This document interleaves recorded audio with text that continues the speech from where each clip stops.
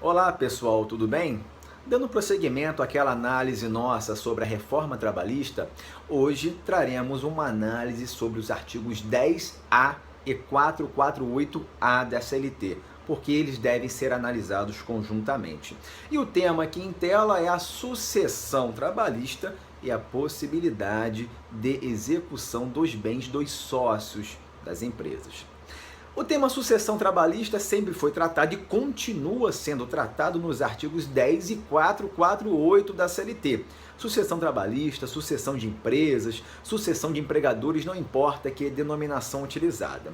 E dentro dessa ideia, o que temos é a transferência da titularidade da empresa de um empregador para o outro, não importa se é gratuito, se é oneroso, se é a título provisório, se é a título definitivo, não importa. O que importa é essa transferência da titularidade da empresa, desde que o novo empregador se valha da mesma atividade, explore a mesma atividade, não importando se o empregado foi dispensado antes ou após da sucessão. Artigos 10 e 448 basicamente em cima disso. E aqui a análise dos artigos 10A e 448A da CLT, em razão da reforma trabalhista, merece uma análise aqui inversa. Temos que começar pelo artigo 448A e depois irmos ao artigo 10A. Pelo artigo 448A temos o seguinte: caracterizada a sucessão empresarial ou de empregadores prevista nos artigos 10 e 448 desta consolidação, as obrigações trabalhistas, inclusive as contraídas à época em que os empregados trabalhavam para a empresa sucedida, são de responsabilidade do sucessor. Esse artigo 448A pacificou duas situações. Primeira, utilizou-se desta doutrina que eu falei para vocês, que é a mais moderna, não importa se foi dispensado antes ou após, a responsabilidade é do sucessor. E uma segunda questão é que o sucessor responde exclusivamente, ou seja, o sucedido não tem responsabilidade sobre as dívidas. Ocorre que o parágrafo único faz uma ressalva que já vinha sendo utilizada conforme artigo 942 do Código Civil. A empresa sucedida responderá solidariamente com a sucessora quando ficar comprovada a fraude na transferência. Então, fraude na transferência, responsabilidade solidária, não havendo fraude, responsabilidade exclusiva do sucessor, conforme artigo 448A, caput da CLT, inclusive já era uma orientação utilizada na OJ 261 da SDI1 do TST, por exemplo. E agora o artigo 10A da CLT, que ele fala o seguinte: o sócio retirante responde subsidiariamente pelas obrigações trabalhistas da sociedade relativas ao período em que figurou como sócio, somente em ações ajuizadas até 2 anos depois de averbada a modificação do contrato, observada a seguinte ordem de preferência: a empresa devedora, primeiro, inciso 1º, inciso 2º, sócios atuais, e inciso 3º, os sócios retirantes. E o parágrafo único: o sócio retirante responderá solidariamente com os demais quando ficar comprovada a fraude na alteração societária decorrente da modificação do contrato. Aqui, pessoal, temos alguns temas dentro desse artigo 10A da CLT. O primeiro deles é: havendo a sucessão, responde a empresa.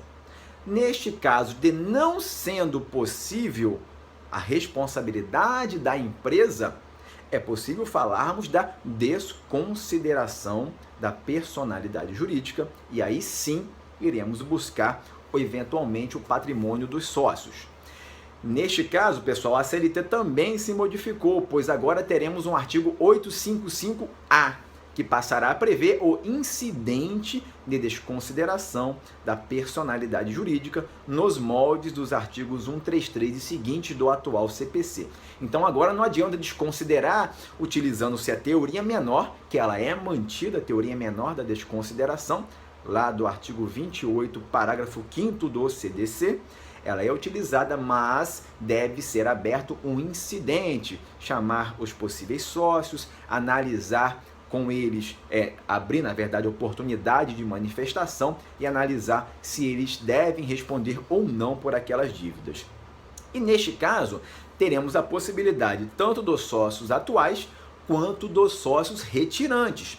Só que o artigo 10A colocou uma limitação temporal.